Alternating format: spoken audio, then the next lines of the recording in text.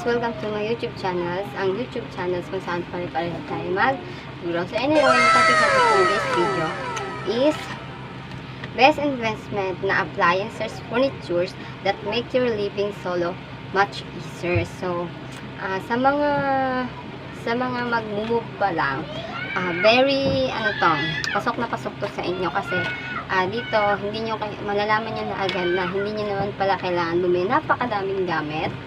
Itong gamit lang na mga pwede kong sabihin is yun na yung pwede nyong bilhin. At the same time, itong mga gamit na sasabihin ko is talagang multi-purpose na siya. Unlike before na yung mga gamit is hindi siya ganun ka multi-purpose. So ngayon medyo may mga nag-usbungan ng mga gamit, mga technology na talagang mapapasabi ka na talaga na very easy gamitin. Is the most important you have is yung gamit is yung pang-cooking, pang-laba, at the same time yung panlinis ng bahay. So yun yung mga bagay na dapat meron ka. So mahirap kapag binili mo siya isa-isa. Dati ganun talaga, bibili mo siya isa-isa. Pero right now, hindi mo na kailangan siya bilhin isa-isa kasi may mga item na or gamit na talagang pag binili mo siya, halos multi-purpose na siya. Okay, so sa cooking, hindi mo masasabi na lagi kang mag-order. Lalo na kung yung sahod mo is minimum 6-10 and everyday ka magpapadeliver. So, medyo mabigat siya sa bulsa at the same time, hindi naman lahat ng in-order is healthy. So, you really need to learn how to cook. And para makapag-cook ka, kailangan mo ng tools. Dati isa-isa ko siyang binili, pero ngayon hindi na. May mga nakita na ako na kinamarshal sa TV na hindi niya nang bilhin. Ako din kung may chance, bibilin ko na rin siya. So, ito na yon. Nung nag-start ako mag-solo, ang nabili ko ata talaga is isa-isa kalan, kaldero, sandok, plato. As in talaga, isa-isa ko siyang binili. Yung kaldero, medyo madami siyang mga 2 o 3 siya. Yun yung binili ko. Sunod, langgan at tabo. Kasi gagamitin panlaba, tapos gagamitin na rin siya panligo.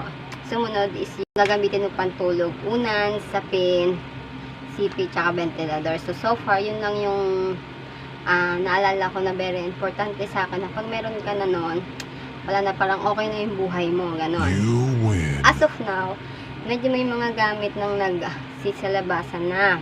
Very convenient, matipid sa kuryente, tipid sa hugasin, yung pagkain hindi basta-basta nasisira, and most of all, multi-purpose na talaga siya. So, katulad nito, sabi dito, ayan, so may mga nag-suggest dito sa mga bagay na dapat meron ka kasi as of now is everyday kayong papasok sa trabaho and wala kayong oras para pumunta sa palengke araw-araw. Isa sa pinaka-hassle para sa akin noon is yung araw-araw ka pupunta sa palengke, dadaan ng palengke, iisip ka ng anong ulamin mo, tapos doon ka palang bibili. Sobrang hirap niya, napakamahal ng price ng bilihin kapag per pieces o konti-unti yung pagbili mo. Unlike kapag isang beses ka lang bibili, makakamura ka na at the same time, pag uwi mo, hindi mo na kailangan pumunta ulit ng palengke para mamili kasi nga may rep ka na. Dati yung mga rep is malalaki siya, hindi afford ng nagsosolo, pero right now meron ng mga rep na talagang may rep na panglagayan ng makeup, may rep na panglagayan lang ng chocolate. Yung mga size niya talagang maliliit. Pag makeup medyo maliit lang siya eh. May iba't ibang shape na rin yung rep. May rep na talagang masasabi ko pwede na pang solo, as in pang isang tao. Yung maximum na pwede mong ilagay, pwede pang isang linggo lang, pwede pang ilang araw lang. So may mga rep ako nakita na 2K, yung pang makeup ata 2K, tapos yung iba is 5K, 7K. Pero last time nag-check ako, may nakita ako doon na 5K, maliit siya. Good for solo na. Oo, yung 5K, good for solo na siya. Kung solo ka, pwede sa'yo yung 5K. Kahit sabihin nung may frozen food pa yun o gulay, kasyang-kasya na talaga sa'yo yung 5K. Ako kasi nagkakambas din kasi ako. Para sa akin, kung magre-ref kayo, make sure na meron kayong menu for the whole week. Para pag bumili kayo sa palengke, hindi lang basta kung ano-ano na yung mabibili nyo, tapos saka kayo mag-isip kung ano lulutuin nyo. So, kung mamimili kayo na pang ilalagay nyo sa ref nyo for the whole week, dapat may menu kayo. Para hindi naman kayo nag-iisip kung ano yung pwede nyo gagawin sa laman ng ref nyo. Ano this electric pot? Dati, ang alam ko lang na electric pot is rice cooker. So, doon sa rice cooker, ang alam ko, kanin, tapos, siomay lang yung pwedeng iluto doon. Tapos, pwede ka magpirito doon, kaso dumidikit siya.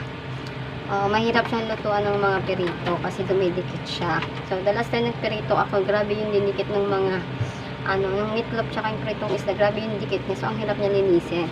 Ngayon, may mga electric pot na pwede siyang pang solo, na kung saan pwede ka lang mag-solo ng kalahati.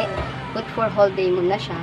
Tapos, doon mismo sa electric pot, pwede ka na magprito, magluto ng soup. So, may napanood pa nga ako nun, ito ayan, so ayan, makikita niyo, tissue lang yung pwede, linis na. Diba, very convenient gamitin. Tipid sa tubig, tipid sa hugasin. Hindi ka gaya sa rice cooker na ang hirap niyang linisin kapag kung ano-ano niluluto mo. Rin natin. Ayan, una niyang niluto is steam. Nag-steam siya ng siomay. Okay, medyo madami yung siomay niya. Hindi siya pang isang tao lang. Okay, nagluto ng soup, noodles, itlog pa. Parang malaki siya. 2 liter. Ayan. Diba? Salam ko pwede rin magsaing dyan eh.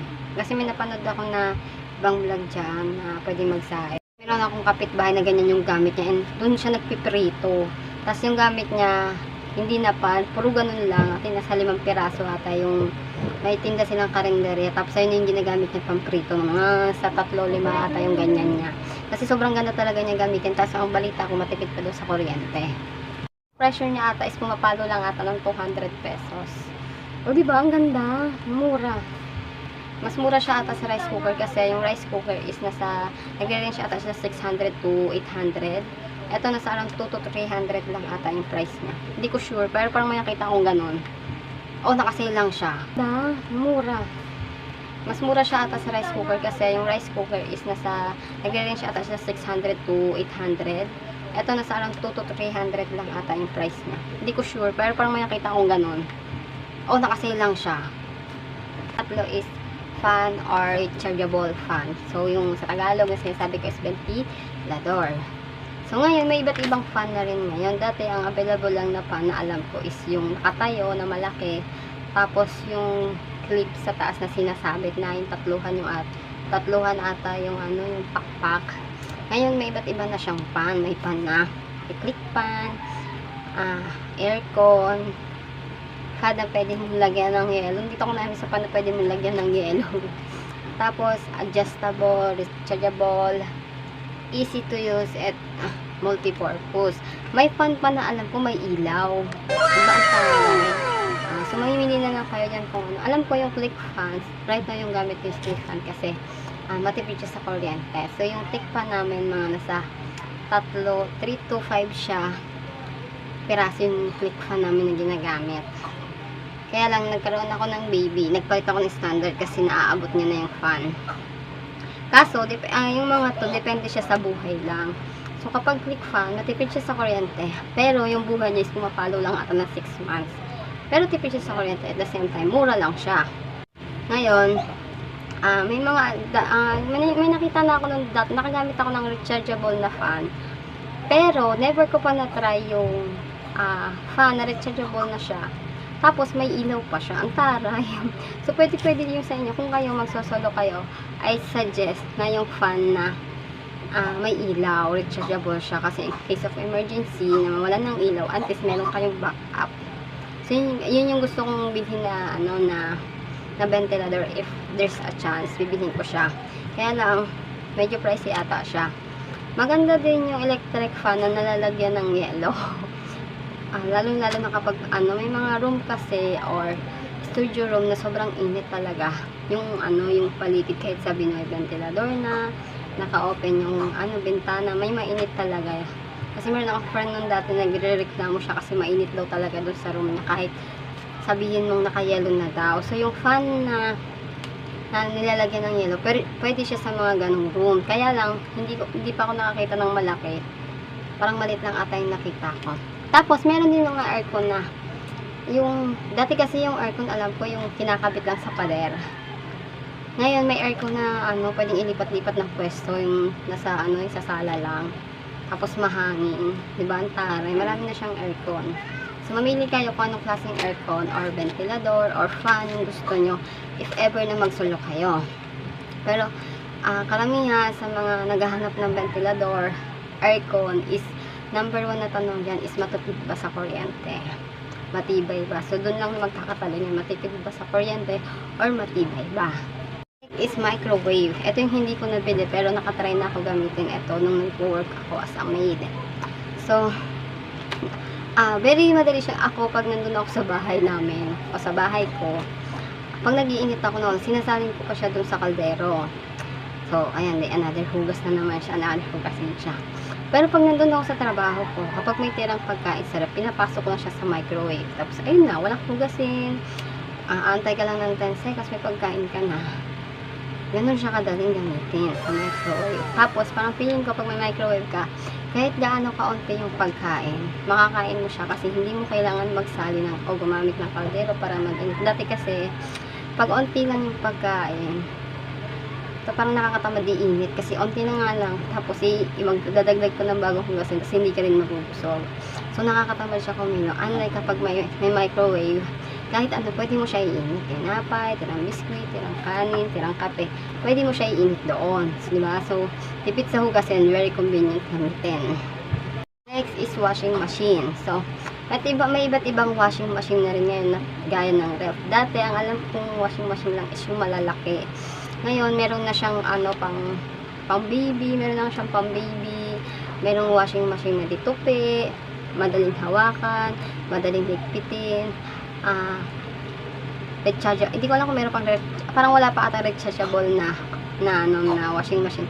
Pero meron ako nakikita yung siya, tinutupi siya.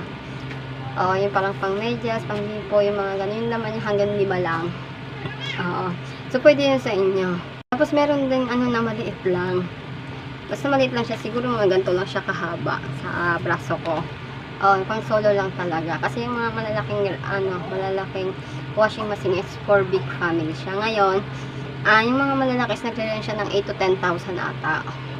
Ganun siya kalaki. Ay, ganun yung price niya. Pero yung maliliit, nagre-range lang sila ng 2,000, 3,000.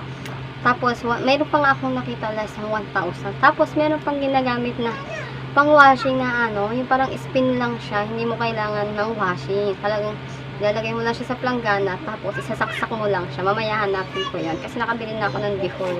Okay naman siya. Ayan siya, di ba? Ang astig. Kasi hindi ko lang alam kung malinis ba yan. Pero ang kung wala pa kayong budget, I suggest na ito muna ang gawin niya. Pwede siya pang medyas at o di kaya pang pimpo. Ganyan. Tapos, yung ibang washing machine is nakadepende kung gaano kadami yung ilagay. Sa solo, I think pwede na yung gantong washing. Nagre-range lang siya ng 3,000. So, kung maswerte kayo, mabili nyo siya ng sale o di kayo may battery kayo, mas makakamura kayo. Kasi dati may nakita ako na nakabili ng washing, halaga 1K dahil sa voucher na meron siya. Ganun. So, iba't ibang washing. Kung bibili kayo ng wash, search nyo yung iba't ibang klaseng wash. Hindi kaya washing for solo, search nyo. Ay, meron ding washing na solo siya. Dati kasi bukod yung dryer, bukod yung washing Ngayon, pag bumili kayo ng washing, meron na siyang pang dryer mismo na ikakabit lang sa loob mismo ng washing. Tapos pwede na kayo mag-dryer mismo doon. Di ba ang tara? Pwede na kayo mismo mag-washing doon. So, yun din isa sa mga gusto kong bilhin. Yung washing na may diretso dryer. Kumbaga, ikakabit mo ng parang basket, tapos pwede ka na mag-dryer. Diba? Last is yung map. So, nakakatamad kasi pagkagaling ng trabaho, lalo na paggaling ka sa yung work mo is computer, hawak gadget, tapos pagdating mo ng bahay, may natapong kang tubig, or need mo maglinis, lalo na kapag yung sahig mo is bato o semento, o di kaya tiles, mahirap maglinis, lalo kung pagod ka na. Pero kung may map ka, hindi mo na kailangan humawak ng basahan. Kasi yung map mo, may iba't ibang map. Yung na-try kong map before, is yung pinipiga talaga siya. Yung hindi ganun siya, nag-i-spin siya dun sa sahig. Hindi mo na kailangan siya hawakan. Gagan-ganunin mo lang siya. Pero ngayon, may iba't ibang klaseng map din. May map na hindi tela ang gamit. Kasi yung tela kasi na parang buhok, is bumabaho siya pag hindi mo siya kinamay ng laba. Bumabaho siya. Ngayon, meron na yung para siyang balat na pag madumi, tatanggalin mo lang, ganyan. Tapos, meron na automatic na sila mismo, nasa kamay na mismo yung magpipiga. So, hindi mo talaga kailangan humawak ng basahan. So, search nyo yung iba't ibang map. Isa yun sa mga kailangan na talagang papadali yung buhay nyo. Kahit nga din sa kahit nga din sa lamesa, meron din parang stand map doon na pamuna sa lamesa na parang hindi na rin kailangan magpiga ng basahan. Yun na lang. So, mamaya hanapin ko sa inyo and ipapakita ko sa inyo. Yun lang yung topic natin. And ayun lang yung mga nakalap ko. Mga gamit na talagang make your life living. Ayun lang. And I hope yung sa mga magsasunod dyan, huwag kayo masyado bumili ng advice ko na huwag kayo masyado bumili ng madaming gamit kasi lalo na kung mangungupahan kayo. Kasi kayo lang din mahihirapan kapag nag-post sa another house, tapos ang dami nyong gamit. So, konti lang yung gamit nyo. Huwag kayo magtatambang napakaraming gamit kasi mahihirapan kayo pag magbuhat or lumipat ulit kayo. So, yun lang. Anyway, have a nice day. Kung ano man yung pinagdadaanan natin, pinagdadaanan nyo, and ayun lang, ang sasabi ko lang, lagi nyo lang piliin yung tama. Okay, bye-bye!